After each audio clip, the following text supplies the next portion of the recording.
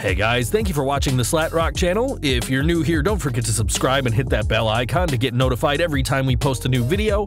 And if you've already done so, just make sure that it's still active. Here's your news for July 4th, 2019. After the success of the first ever Monday Night Raw of the Paul Heyman era this week on July 1st, all eyes turned to SmackDown Live to see how the Blue brand would respond. Now led by Executive Director Eric Bischoff, fans speculated whether the goodwill caused by Raw the night prior would lead to big numbers for SmackDown, but that doesn't seem to be the case. Fans presumably knew that Bischoff, who has spent years away from the wrestling world, probably wouldn't be as involved as Heyman on Raw just yet, though there was another huge factor that could have meant for low numbers.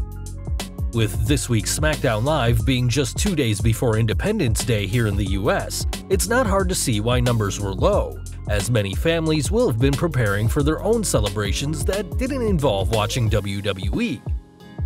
All of this translated to a small drop in viewers from last week's show, approximately 31,000 down to 1.89 million.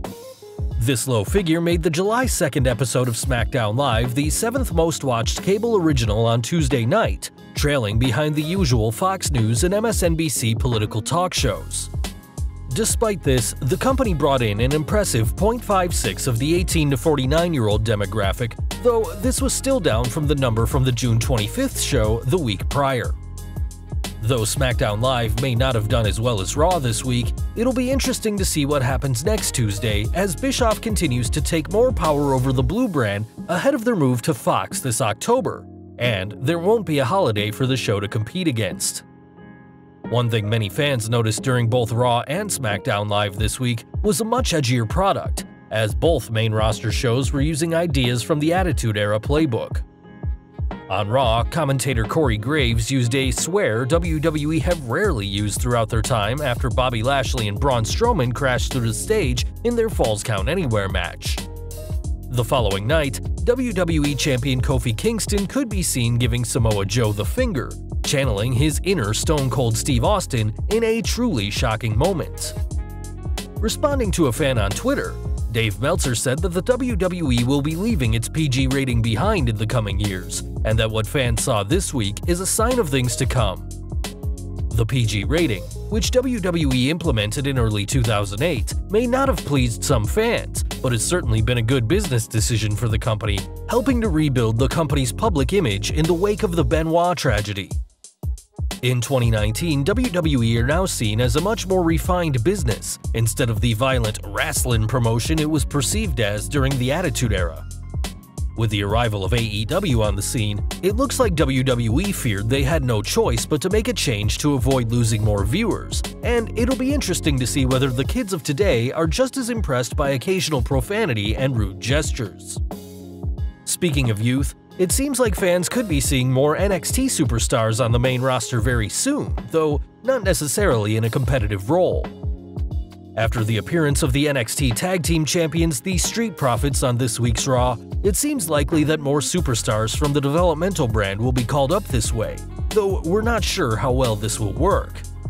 This week's Raw definitely did better than the prior months, but the numbers weren't earth-shatteringly high. And with Tuesday's SmackDown Live seeing no gains, only time will tell whether these changes made by WWE will stick. While WWE may be borrowing ideas from the Attitude Era of the late 90s, one more recent superstar that many fans want to see back is former WWE Divas champion AJ Lee. Lee, who retired from the ring in 2015, has kept her distance from the wrestling world since hanging up her Chuck Taylors, but recently spoke with Fair Game to address a potential return. A three-time Divas champion, many fans feel Lee left wrestling too soon, departing just before the Women's Revolution in the summer of 2015. And with women's wrestling now much more respected, there's no shortage of great superstars that AJ could face off with. When asked about a return, Lee admitted it's possible, but unlikely, saying, "I never say never because every time I've said never in my life, I ended up doing the thing like I'm never gonna date a wrestler. I'm never gonna date another wrestler, and then it keeps going and I married one. I say that I don't know what the future holds, to not hold your breath, but never say never." One factor that may play a large part in the possibility of AJ's return is her husband CM Punk, who walked away from WWE and wrestling as a whole in January 2014 after the Royal Rumble. Though Punk has made it clear he never wants to compete in the ring again, that still hasn't stopped fans speculating on his return, as many members of the WWE Universe hope to see the power couple back in WWE one more time. Bray Wyatt news now, and though the Eater of Worlds is still yet to appear on Raw since his huge change earlier this year, the master of the Firefly Funhouse is still keeping busy online. This time, Wyatt took aim at John Cena, and older fans will know that the pair share a history, as it was Cena who toppled Wyatt at WrestleMania 30 in 2014 in the Cultish Superstar's first match at the Show of Shows. During the feud and the match, Wyatt wanted Cena to give in to his darker side, and though the 16-time world champion refused to attack a defenseless Wyatt, it was clear he was tempted. After a few more matches that year, the pair would face off once again inside the Elimination Chamber in 2017, where Wyatt was able to pin the Doctor of Thuganomics for his first WWE title. On Twitter, Wyatt said how he wanted to be brave and courageous in challenging Cena at the Showcase of the Immortals, but has realized what he did was wrong, saying, "Bad people don't start off bad, it's the choices they make. They make these choices because they want to be remembered, envied, worshipped. Intentions always start off just, but then the journey happens and the choices you make cement your legacy. To be continued. I wanted to be brave and courageous, but I lost my way. I gave in to desires and lost my meaning. Lessons painfully learned. I can be a hero. I will be a hero. Because you need me to be. I forgive you, John Cena. Thank you for the painful lessons." This is certainly an interesting comment by Wyatt, but he isn't the only member of the Funhouse to have an impact on This Week in WWE. On this week's SmackDown Live, Abby the Witch made her second appearance outside the Funhouse, popping up behind Apollo Crews before his match with Andrade, with this being the fourth straight show to see the puppets appear. We still don't know what this means for the Eater of Worlds, but if these appearances continue, it seems that the Firefly Funhouse is here to stay. One house that may be a bit more divided, though, is the one shared by newlyweds Drake Maverick and Renee Michelle, as the pair continue to bicker over Maverick's desire for the 24/7 championship. After losing the gold at his own wedding to R-Truth, the British superstar was able to ambush the rapping superstar with a suitcase to regain the title before escaping Raw with both his wife and the gold. On social media, Maverick has been his obnoxious self at all times, much to the chagrin of his wife, who seems to be the third wheel in this love triangle between herself, Maverick, and the 24/7 championship. After being obnoxious during the trip to their surprise honeymoon destination, the new champion didn't exactly cheer his wife up with their location, revealing that they'll be honeymooning in Orlando, Florida, where they already live. Fed up, it seems the new Mrs. Maverick isn't talking to her husband for the time being, though at least Drake has the belt to talk to. On that note, WWE referee Jason Ayers sent out a tweet to fellow referee D.A. Brewer to make sure he wasn't going to crash this honeymoon, though given the actions of Maverick, it seems this married bliss is pretty wrecked already. And finally today we're looking back at Monday Night Raw, where fans will have been surprised to see real-life husband and wife Mike and Maria Kanellis show up on the flagship show to challenge Seth Rollins and Becky Lynch. As fixtures of 205 Live, the Kanellises haven't been on either Raw or SmackDown Live for some time, though fans shouldn't get used to him on either show.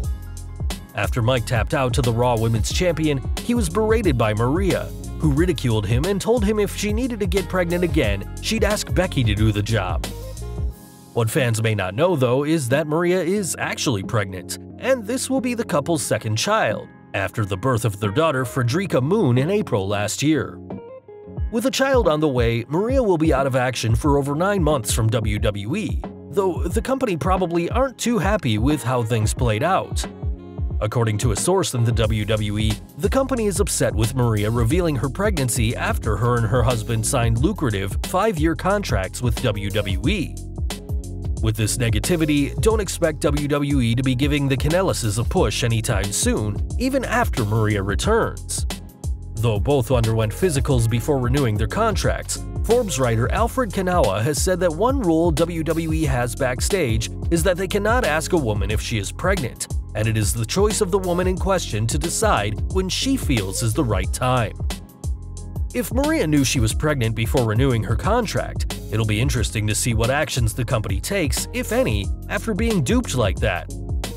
Another source has said that Maria wants to remain on screen as much as possible during her pregnancy, though there will obviously be a cutoff point where she won't be able to travel.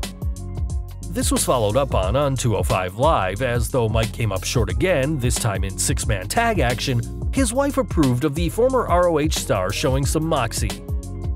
Though some fans have said that this pregnancy is just an angle, Maria has confirmed on Instagram that this is very real, and it'll be interesting to see how this plays out and how WWE treats the Kanellises in the years to come. Well guys, that's our news for today. Let us know your thoughts down in the comments below. If you like this video, don't forget to check out our previous video, Real Reasons Why Paul Heyman and Eric Bischoff Will Succeed in 2019 Given Their Track Record. Also check out our other high-rated videos by clicking at the upper right-hand corner or down in the description field. Don't forget to hit that like button, hit that subscribe button, and the bell icon so you don't miss a single new video. You can follow us on Facebook and Twitter, and as always, thank you for watching.